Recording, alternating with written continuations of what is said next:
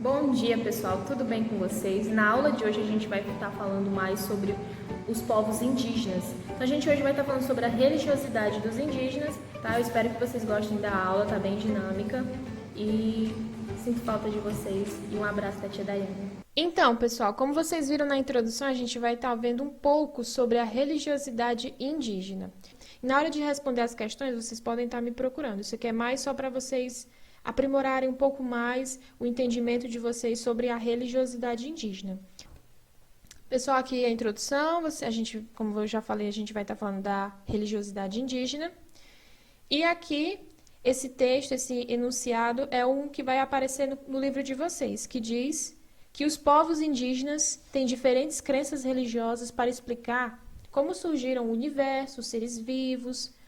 Essas crenças, pessoal, elas também buscam explicar o significado de cada fenômeno da natureza, que fazem parte do dia a dia das aldeias, como chuvas, rios, estações do ano, arco-íris, sol, lua. Então, os povos indígenas têm sempre uma crença e uma história para contar sobre como surgiram esses fenômenos da natureza. Então, tudo da natureza, eles fazem relação com a religiosidade, com as crenças. Lembrando que cada povo indígena ele tem um costume diferente. Então, alguns podem acreditar em vários deuses, outros podem acreditar em um só Deus. Então, vai de religião de cada tribo, de cada aldeia, certo?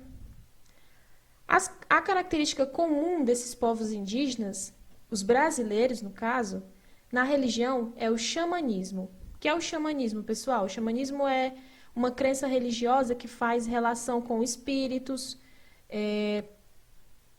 transes, falar com espíritos que já se foram, com pessoas que já se foram.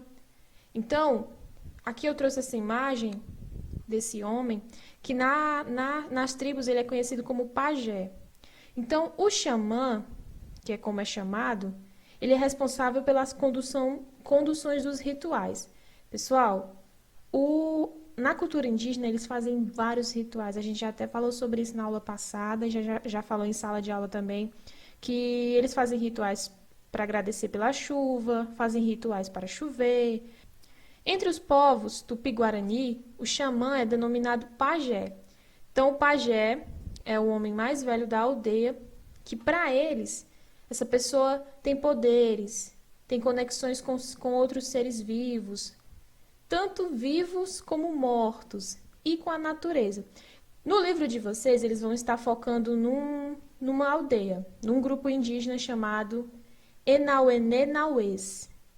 Pessoal, eles são um grupo indígena brasileiro com cerca de 560 indivíduos, que vivem em uma única aldeia, às margens de um rio, no estado do Mato Grosso. Então, eles também possuem várias crenças, vários mitos. Então, cada tribo, pessoal, tem um costume diferente. Cada tribo tem uma forma diferente de estar vivendo ali na sua aldeia. Aqui eu trouxe para vocês imagens, certo? De como que é a vestimenta. Isso é da tribo deles, é da aldeia deles, é do costume deles, certo? Aqui também, como nas outras tribos, eles também possuem pajé, certo? E o xamanismo. Sempre eles estão fazendo rituais para agradecer, ritual para agradecer o sol, a lua. Aqui, como vocês estão vendo, eles estão fazendo... Isso é um tipo de ritual, pessoal. Normalmente eles se juntam em círculo para cantar, dançar, agradecer, pedir alguma coisa. Tá, mas eles estão pedindo para quem? Quem é o Deus deles? Eles acreditam em algum Deus? Ou acreditam em vários deuses?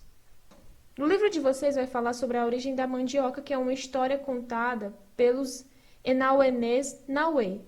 Eles contam uma história diferente dos tupi-guaranis. Os tupi-guaranis falam que a mandioca era uma menininha bem branquinha, que nasceu, né? E ela acabou adoecendo e veio a falecer. E ela foi enterrada. Onde ela foi enterrada, acabou nascendo uma plantinha. Essa plantinha foi crescendo, os pais dela foram regando. Depois, deu-se então o nome de manioca, que era o nome da menininha, que era Mani. Então, por isso, é diferente. Aqui na origem da mandioca dos Enauenê, é diferente. Aqui eles falam que a primeira mandioca teria sido uma menina, também uma menina, só que essa é diferente, ela não morreu. Ela pediu à sua mãe que a enterrasse até o pescoço e ao seu pai que a alimentasse com peixe. E assim ela produziria sempre mandiocas que serviriam de alimentos à sua família. E a sua mãe as arrancaria com carinho. Então é diferente da lenda dos tupi-guaranis, mas ainda assim é uma menininha. Bom, pessoal, já que a gente está falando de religiosidade indígena, por que não falar em qual Deus os indígenas acreditam? Então, pessoal, na cultura brasileira, são vários deuses que eles acreditam, mas eu vou estar falando aqui apenas de 3, certo? Os 3 principais. Mas o principal mesmo é o Tupã. Tupã é o deus do trovão, criador da vida. Mas por que ele é tão importante? Qual é a finalidade do Tupã? Por que ele é tão glorificado pelos indígenas? Então, o Tupã, ou o espírito do trovão, é o grande criador da vida, grande criador de tudo que para os indígenas tem na terra. Ele é o senhor do relâmpago, do raio e do trovão. Ele também é o criador da terra, dos mares, dos céus, do mundo animal e vegetal. E que, em outras palavras, significa que o Tupã é o deus supremo do grupo indígena Tupi-Guarani, certo? Então ele ajudou o povo humano a plantar, a fazer artesanato, a caçar. Então, para os pajés, ele concedeu habilidades sobre plantas, ervas medicinais e curas. Então, lembra que eu falei dos pajés?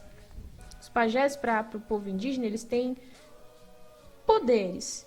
Então, eles sabem de tudo, sabem como curar, sabem como, se uma pessoa estiver doente na aldeia, se um índio estiver doente na aldeia, eles procuram o pajé, como se o pajé fosse o médico da aldeia, a deusa e guardiã da lua. Então, além de deuses, também existem deusas na cultura indígena. A Jaci, ela é filha de Tupã. Ela é a grande representante da noite e guardiã do luar. Ela é responsável pela reprodução. Então, cada deus desse representa algum fenômeno da natureza, vai estar fazendo relação com algo da natureza. Então, os povos indígenas contam que ela planta a saudade no coração dos caçadores para que eles voltem para suas esposas e cuidem de sua família. Então, para os indígenas, ela aqui faz com que os caçadores voltem para casa para ficar com suas esposas.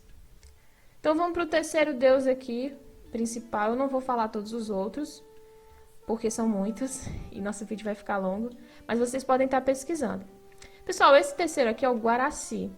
O Guaraci é o deus do sol e o deus do fogo. O Guaraci, na verdade, é marido da Jaci. Ele é que ajudou o Tupã a criar a terra. Isso porque ele é o deus do sol e do fogo. Ele é o dia e a Jaci é a noite.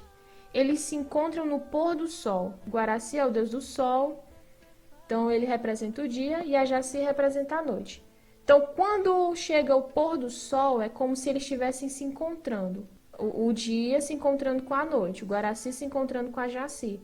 Então, sempre no pôr do sol, na cultura tupi-guarani, as índias da aldeia vão fazer uma oração para Guaraci, fazer com que os índios que estão caçando, pescando, enfim, foram fazer alguma coisa longe da aldeia, retornem para casa, para ficar com suas famílias. Então, de certa forma, elas pedem para eles voltarem com bem, que não aconteça nada de ruim com eles, porque também, pessoal, além dos deuses do bem, tem os deuses do mal na cultura indígena.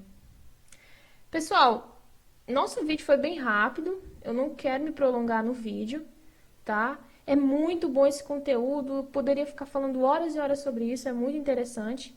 Mas eu vou deixar uma tarefinha de casa para vocês, tá? Vocês vão estar pesquisando uma lenda ou um mito da cultura indígena.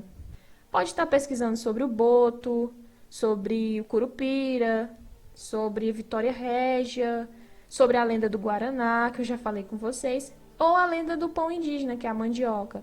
Tô dando sugestões para vocês, me surpreendam, tá bom?